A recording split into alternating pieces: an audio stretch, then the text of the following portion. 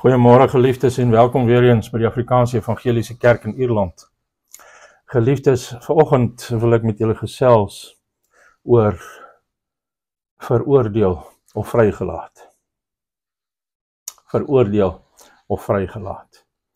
En ons skrifgedeelte vanoggend is uit Lukas 23 vanaf vers 13 tot 25. Lukas 23, 13 tot 25. Die mond is droog vanmôre.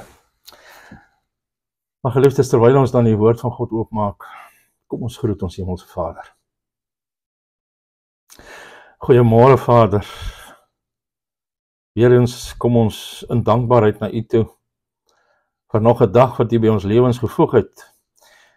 Maar 'n spesiale dag waar ons weer eens gesamentlik by U voete kan kom sit en vir U vra om ons uit U woord uit te leer. Here, en ons maak vanoggend die woord oop en ons vertrou dat U vir ons die woord sal oopbreek sodat ons dit kan hoor, kan verstaan en kan uitdra, maar ook in ons lewens kan toepas. Here, en daarom het ek die vrymoedigheid om te vra dat U elkeen wat vanmôre luister op 'n spesiale manier sal seën, Here, maar dat U my ook sal seën deur my lippe aan te raak en U waarheid deur my te spreek. In Jesus naam. Amen. Geliefdes, kom ons lees dan uit Gods woord. Lukas 23 vanaf vers 13. Daarna het Pilatus die priesterhoofde, die lede van die Joodse raad en die volk bymekaar geroep en vir hulle gesê: Julle het hierdie man voor my gebring as 'n opruier van die volk. Nou het ek in julle teenwoordigheid die saak ondersoek en ek het in hierdie man geen grond gevind vir die aanklag wat julle teen hom inbring nie. Herodes het ook nie, want hy het hom na ons toe teruggestuur. Hy het beslis niks gedoen wat die dood verdien nie. Ek sal hom dus laat gesel en dan loslaat. En hy was verplig om vir hulle op die fees een los te laat. Maar soos een man het hulle geskreeu, weg met hom. Laat Barabbas vir ons los. Barabbas was in die tronk oor 'n opstand in die stad en oor moord. Omdat Pilatus vir Jesus wou loslaat, het hy weer met hulle gepraat. Maar hulle het aanhoudend uitgeroep: kruisig hom, kruisig hom. En die derde keer sê Pilatus vir hulle: watter kwaad het die man gedoen? Ek het in hom niks gekry wat die doodstraf regverdig nie. Ek sal hom dus laat gesel en dan loslaat. Hulle het egter met 'n harde geskreeu aangehou om te eis dat Jesus gekruisig moet word. En met hulle geskreeu het hulle die oorhand gekry. Pilatus het toe besluit dat aan hulle eis voldoen moes word. En die man wat oor opstand en moord in die tronk was, het hy vrygelaat soos hulle geëis het. Maar vir Jesus het hy uitgelewer soos hulle wou hê. Ons lees tot sover. Mag die Here sy woord weer ryklik aan ons seën vandag. Geliefdes, deur die geskiedenis heen het mense slegte besluite geneem. Party weet ons nie van nie, bekendes weet ons van 'n uitvinder genaamd Alexander Graham Bell, wat julle seker weet wie dit is, het 'n afspraak met Western Union gemaak om die idee aan hulle te verkoop van iets wat 'n telefoon genoem is. Maar Western Union se president het sy antwoord gegee: watter nut kan hierdie maatskappy uit 'n elektriese speelding maak? Dan sien ons 'n bankier van Michigan het Henry Ford se prokureur aangeraai om nie in die nuwe motormaatskappy te belê nie en om verseker die perd is hier om te bly, maar die motor is net 'n nikkie. 'n meer onlangse uitvinder genaamd Chester Carlson het met 'n nuwe masjien voor 'n dag gekom wat afskrifte van dokumente kan maak. En hy het die groot maatskappy IBM genader, maar hulle het vir hom gesê dat hulle nie belangstel nie. Kodak het hom dieselfde vertel. Uiteindelik het Carlson 'n klein maatskappy genaamd die Haloid Corporation genader, wat hierdie idee opgeneem het en hulle het hulle self na Xerox toe herdoop. Ons ken die geskiedenis. En ons kyk na hierdie slegte besluite uit die oogpunt van die geskiedenis en dan lag ons daaroor. Maar diegene wat dit geneem het nie ons uitkykspunt gehad nie. Hulle kon nie terugkyk nie. Want ons kan almal terugkyk op slegte besluite wat ons geneem het en ons kan sê, as ek net geweet het wat ek nou weet, dan sou ek baie anders besluit het. En hoe belangriker die gevolg van 'n besluit is, hoe belangriker is dit om 'n wyse besluit te neem. En die besluit met die belangrikste gevolg wat enige persoon kan neem, is een wat sy ewige bestemming beïnvloed. En om daardie besluit verkeerd te kry, is om heeltemal te misluk. Selfs al neem 'n persoon finansiële of loopbaanbesluite wat fantasties slaag. Maar dus was die Jode en Pilatus se besluit om Jesus Christus tot die dood te veroordeel die ergste besluit in die geskiedenis van die heelal. Dit het 'n verskriklike oordeel oor die Joodse nasie gebring, wat later teen Rome in opstand gekom het en amper totaal uitgewis is. En die Jode was vir amper 1900 jaar onder die nasies verstrooi. Pilatus en elke Jood wat Jesus veroordeel het en nie bekeer het nie, het God se ewige oordeel gelei vir hulle sondige besluit aangaande Christus. En hulle fout word vir ons in die evangelieverslae uitgebeeld sodat ons daaruit sal leer en hierdie ergste van alle moontlike besluite sal vermy. Maar ook in hierdie groot drama ontmoet ons 'n ander karakter wat 'n tipe is van diegene wat gesondig het deur teen God te rebelleer, maar ten spyte van hulle sonde gaan hulle vry. En daardie man is Barabbas, wat in die tronk was vir opstand, vermoord en verroof. En hy is daardie dag vrygelaat deur geen verdienste van sy eie nie, maar bloot omdat Jesus in sy plek gesterf het. So hierdie storie vanoggend leer ons dat diegene wat Jesus veroordeel, sal veroordeel word, en diegene wat Jesus as hulle plaasvervanger het, sal vrygelaat word. In hierdie gedeelte van die verhaal wys twee karakters ons hoe om nie oor Christus te besluit nie. En die eerste is die Jode en Pilatus het Jesus veroordeel en is tot die ewige oordeel, is hulle veroordeel. Die Jode was die aktiewe mag wat hard gedruk het om Jesus te veroordeel en Pilatus was meer passief en is teesinnig duim vir duim meegesleer totdat hy aan die Jode se eis toegegee het. Kom ons kyk eers na die Jode, want hulle het Jesus aktief veroordeel en hulle is tot die ewige oordeel, is hulle veroordeel. Want beide die Jode en Pilatus was skuldig, maar soos Jesus vir Pilatus gesê het, het die Jode die groter skuld gehad in Johannes 19 vers 11. En onthou ons het verlede week gekyk hoe die Joodse leiers moedswillig en willens en wetens Jesus as hulle Messias verwerp het. Maar hier neem nie net die Joodse leiers nie, maar ook sommige uit die volk, soos ons in vers 13 sien, neem hierdie ergste van alle moontlike besluite om die Here van heerlikheid te kruisig.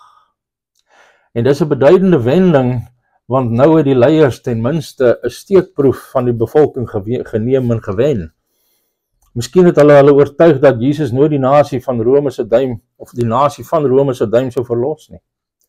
En so die Joodse leiers die mense se begeerte afgespeel om vry te wees van Romeinse oorheersing sodat hulle beter lewe kon lei met die argument dat Jesus nie die leier was wat hulle nodig gehad het nie.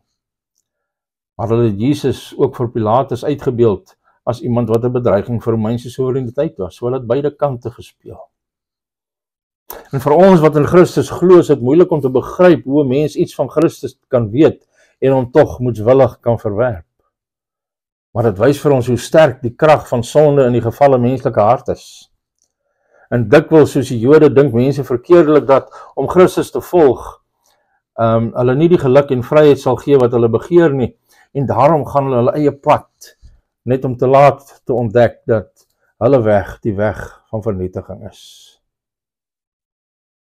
Aaron Burr was die derde vice-president van die Verenigde State.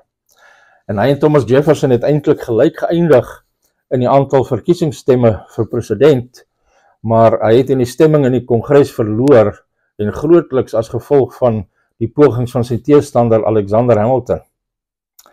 En Burr het Hamilton later tot 'n tweegeveg uitgedaag en hom in die tweegeveg gedood. En dit het hom polities gediskrediteer. En later leer ons in die geskiedenis dat hy vir hoogverraad verhoor is, maar hy is vrygespreek. En hy het toe 'n lang lewe gelewe, maar hy was 'n ongelukkige man die res van sy lewe. En ongelukkig verder vir Burr was hy ook die kleinseun van die godvreesende pastoor Jonathan Edwards, wat so bekend is. En alhoewel Burr nooit sy oupa geken het nie, wat gesterf het toe hy nog 'n jong seun was, het hy hierdie goddelike erfenis gehad, maar hy het daarvan weggestap. Want laat in sy lewe het hy eendag gesê, 60 jaar gelede het ek vir God gesê dat as hy my met rus sou laat, ek hom met rus sou laat, en God het hom sedertdien nie aan my gesteer nie. Aaron Burr het gekry wat hy wou hê, maar dit was 'n tragiese fout. Net so het die Jode gekry wat hulle wou hê. Jesus is gekruisig. En hulle het later teen Rome in opstand gekom, maar dit het hulle nie laat kry wat hulle wou hê nie. Hulle is by die honderde duisende gedood, en die wat oorleef het, is verstrooi. En die tempel in die stad Jerusalem is totaal vernietig. En dit wys vir ons dat opsetlike wetende verwerping van Christus altyd lei tot aaklige oordeel, indien nie in hierdie lewe nie, beslis in die ewigheid. En dan tweedens sien ons Pilatus het Jesus passief veroordeel en is ook tot ewige oordeel veroordeel. Lukas wys Pilatus as 'n man wat duim vir duim gesleep is in hierdie toutrek teen die Joodse leiers, totdat hy uiteindelik ingegee het en Jesus oorgegee het om gekruisig te word. Maar hy het verskeie pogings aangewend om Jesus, wat hy geweet het onskuldig was, te bevry. Na sy eerste ontmoeting met Jesus het hy vir die Joodse leiers gesê, ek vind geen skuld in hierdie man nie, in vers 4. En hier, dit moes die saak afgehandel het, maar die Jode het bly aandring dat Jesus skuldig was, en daarna het Pilatus Jesus na Herodes gestuur in 'n poging om die verantwoordelikheid oor te gee. Maar Herodes het Jesus net gespot en hom aan Pilatus teruggestuur, en implisiet het hy dus erken dat Jesus onskuldig was. En daarom het Pilatus vir die tweede keer vir die Jode gesê dat hy hom onskuldig bevind het, en hy het bygevoeg dat Herodes saamgestem het. En op hierdie stadium, of weens werklike besware wat Lukas nie opteken nie, of dalk omdat hy die voortgesette teekanting van die skare kon aanvoel, het Pilatus 'n ander taktiek probeer om Jesus se lewe te spaar. Hy het aangebied om hom te straf en vry te laat, in vers 16.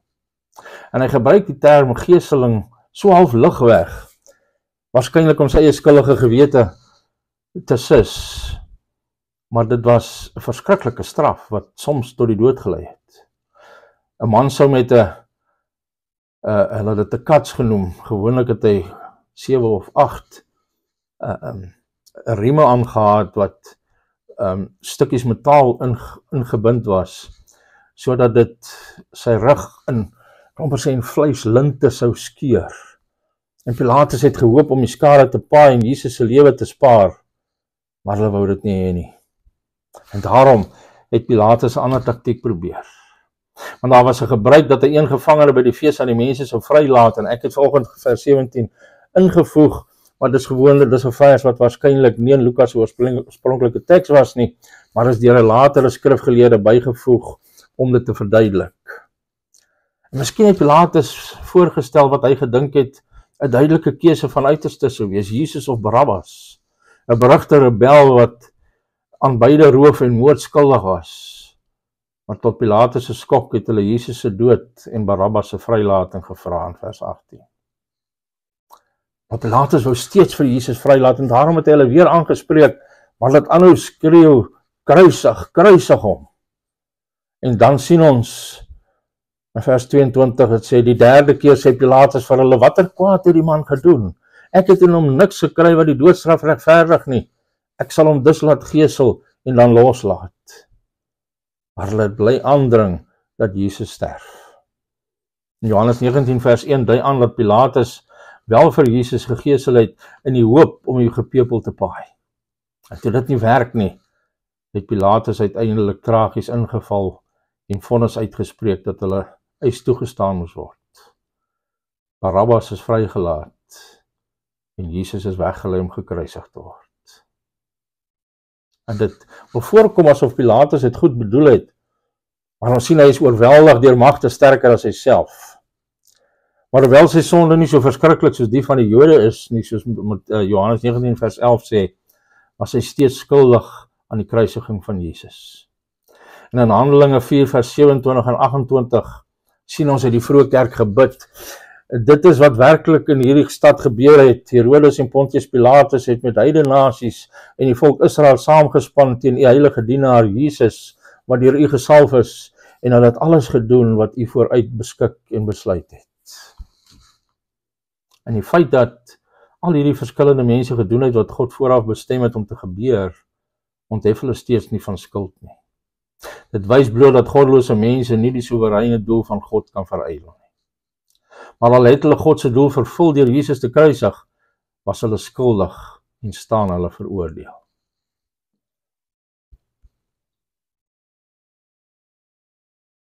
En daar is seker baie meer mense soos Pilatus, as wat daar is soos Joodse leiers, mense wat goed bedoel, maar hulle word neergesleer deur magte sterker as hulle en uiteindelik verwerp hulle tog vir Christus. So wat kan ons uit sy foute leer sodat ons dieselfde fout vermy? Eerstens, hanteer vorige sondes sodat dit jou nie tot vernietiging bring nie. Onthou jy, soos ek verlede week verduidelik het, was daar verskeie voorvalle in Pilatus se geskiedenis met die Jode wat hom verhinder het om die regte ding in hierdie situasie te doen. Ons sien hy was wreed teenoor die Jode. Van hulle kant af het hulle na Rome gegaan en hulle het 'n sensuur teen Pilatus afgedwing. So op hierdie stadium kon hy skaars die regiment van nog ontevrede Joodse afvaardiging na Rome waag.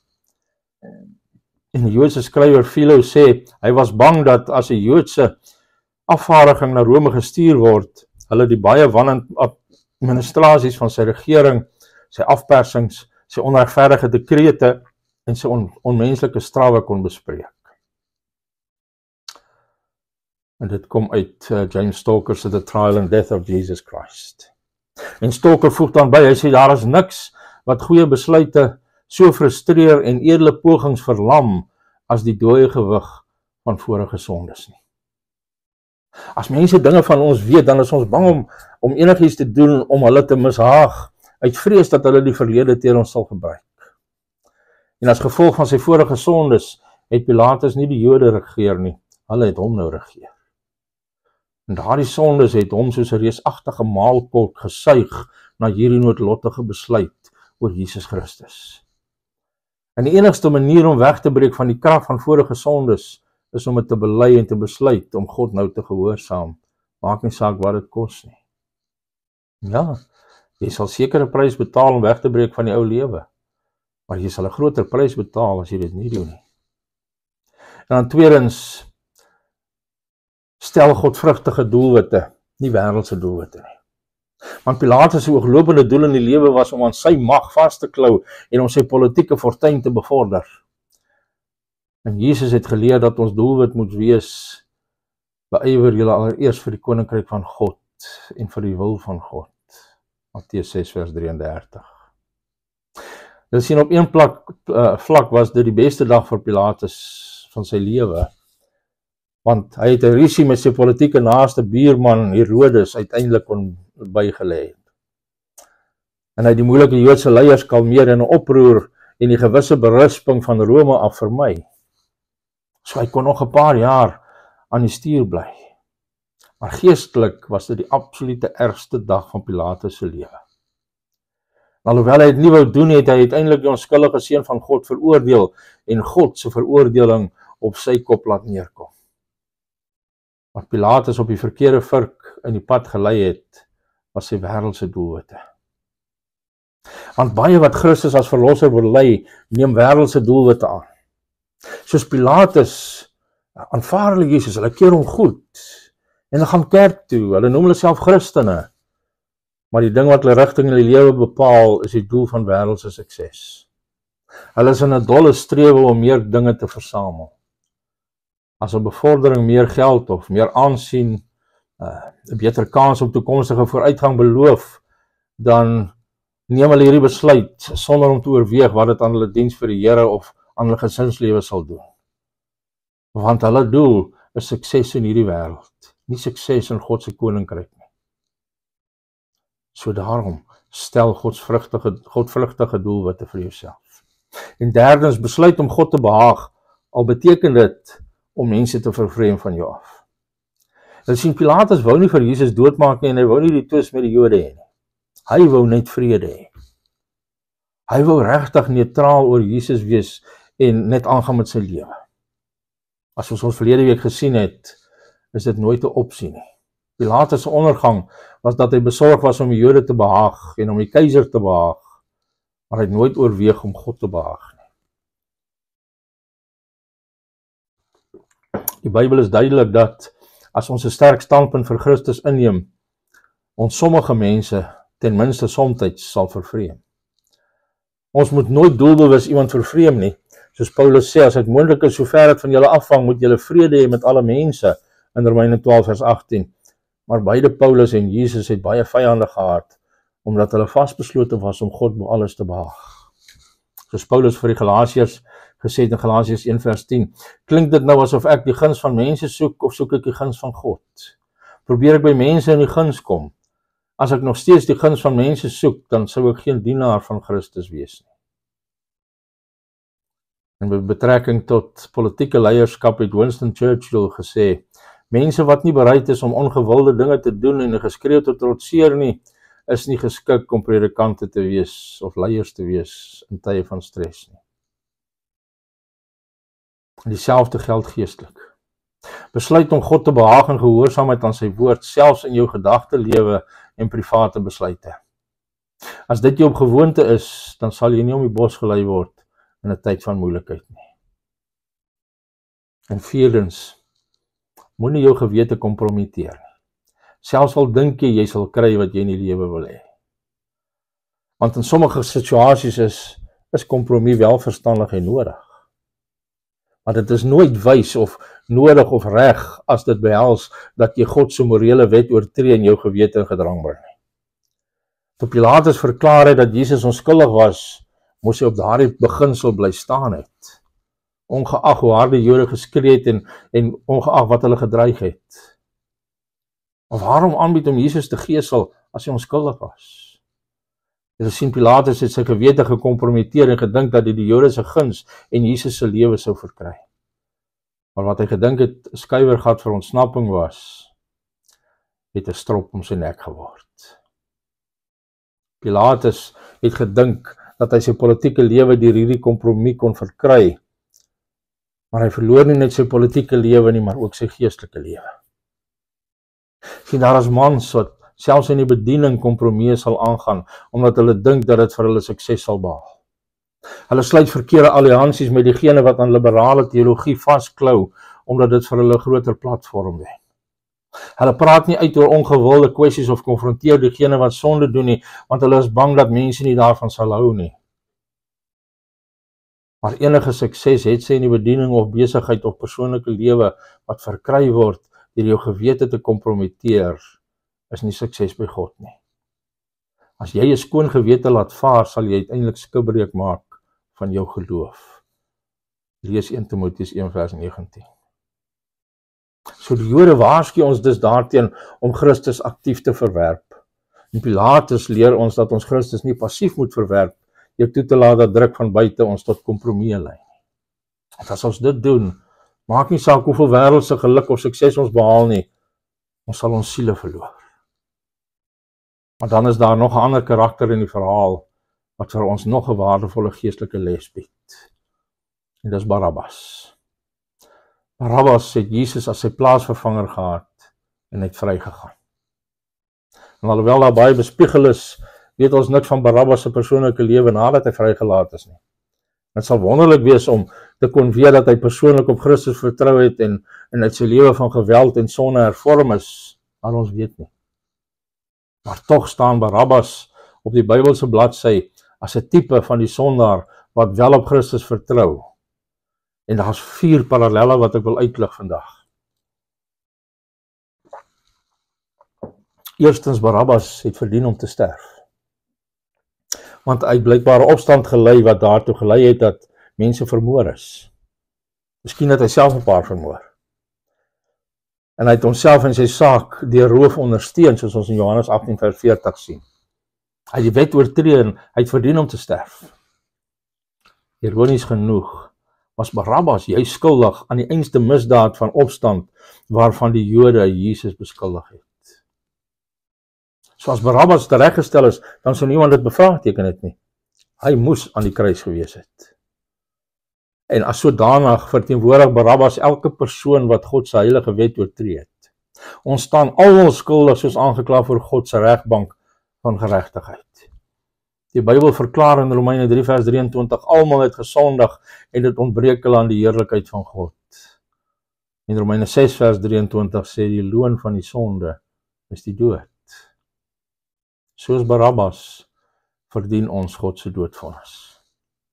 En jy gaan dalk protesteer en sê, maar ek is nie 'n rower of 'n moordenaar nie, ek lewe 'n ordentlike skoon lewe, ek is 'n wetsgehoorsame persoon, dis nie regverdig om my met hierdie misdadiger te vergelyk nie. Maar God se woord is duidelik dat ons almal al honderde kere God se heilige standaarde oortree het. En hierdie Jode wat Jesus gekruisig het, sou hulle self verdedig het en gesê het, hulle is bewaarders van God se wet. Maar soos Jesus in die bergpredikasie uitgewys het, is God se wet nie net uiterlik nie, dit is na binne. As ons verkeerdelik kwaad was, het ons gemoor. As ons in die geheim begeer het, het ons egbreek gepleeg. Gaan lees hierdie rede Matteus 5 vers 21 tot 32. So wie van ons kan tereg beweer dat ons nog altyd selfs net een van God se 10 gebooie onderhou het? Wat nog te sê al 10? Soos Barabbas verdien ons om te sterf. En dan tweedens, Barabbas het niks gedoen om sy kwytskelding te verdien nie. Hy is nie vir goeie gedrag in die tronk vrygelaat nie. Hy het geen beloftes gemaak om te hervorm nadat hy uitgekom het nie. Hy het nie beloof om 100 uur gemeenskapsdiens te doen nie. Die faktore wat tot sy kwytskelding gelei het, was totaal los van homself. Al wat hy kon doen was om die kwytskelding te aanvaar.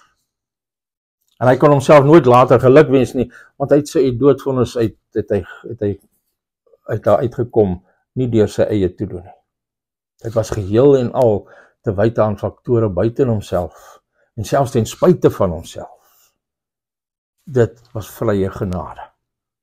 En dis presies hoe God se verlossing aan elke sondaar gebied word. As jy dink dat jy dit verdien, of as jy aanbied om op een of ander manier daarvoor te betaal of te vergoed, dan verstaan jy nie. Al wat jy kan doen is om te erken dat God dit vrylik aanbied sonder enige verdienste en dit dan nederig te aanvaar. En die derde les, Jesus het in Barabbas se plek gesterf.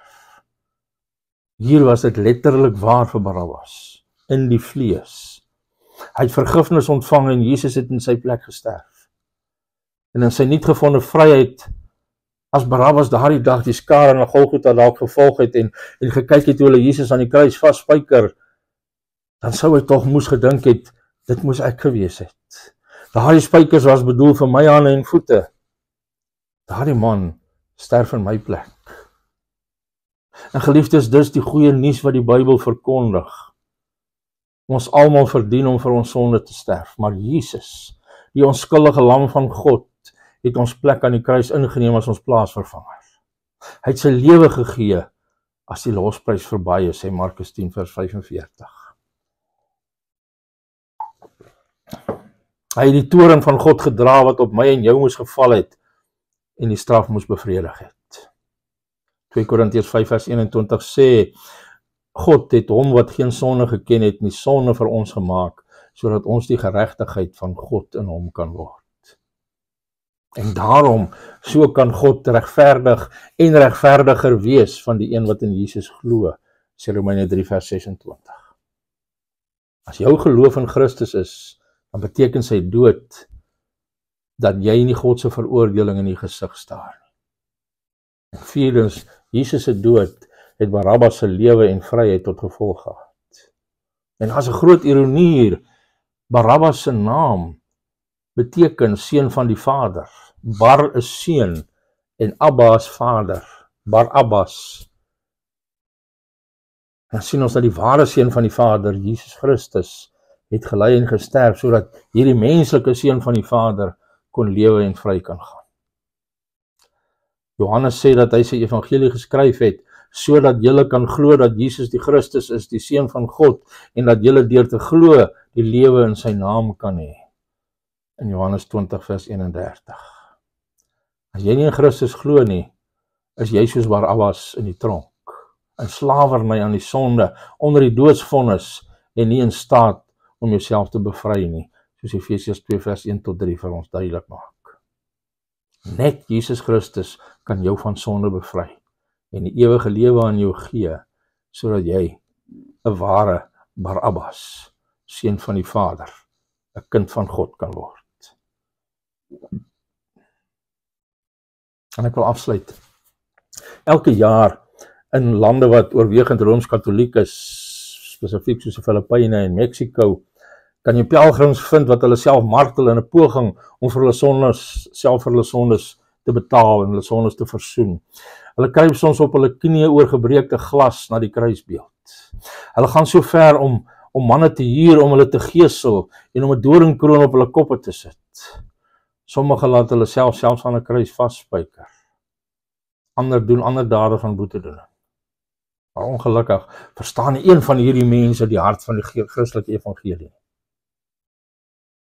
En daardie evangelie is dat Christus die straf wat ons verdien het ten volle betaal het en dat ons niks kan doen behalwe om sy redding deur geloof te ontvang nie. Menslike trots wil sê, laat my ten minste help, laat ek my deel doen. Maar die Bybel sê in Psalm 3 vers 8, redding behoort aan die Here. As Jesus Christus as gekruisigde jou plaasvervanger en jou hoop is, dan sal jy die verlossing van God ken. Amen. Kom ons maak hier oor toe. Hemelse Vader, Here, wat 'n verskriklike ding het daardie dag gebeur. Maar wat 'n wonderlike dag was dit vir ons. Omdat U vir ons gesterf het en ons het deur geloof aanneem, is ons vrygespreek, soos Barabbas. Kan ons voor die troon kom staan en U seun se geregtigheid pleit op die klagtes teen ons. Dankie Here. Dankie dat U vir ons gesterf het, sodat ons kan vry wees. In U heilige naam alleen. Amen. Geliefdes, dankie dat julle geluister het en mag hierdie weer eens voedsel vir julle siele wees en mag julle weer eens besef wat Christus vir elkeen van ons gedoen het. Elkeen van ons is 'n Barabbas. Moenie dat elkeen van ons 'n Pilatus of die Joodse skare wees nie. Mag julle 'n wonderlike Christusgevulde dag en 'n Christusgevulde week beleef en mag die genade van Christus met julle wees. Mag hy self met julle wees en mag hy julle seën. En as dit die Here se wil is, dan kom ons volgende Sondag weer rondom sy woord by mekaar. Tot dan. Shalom.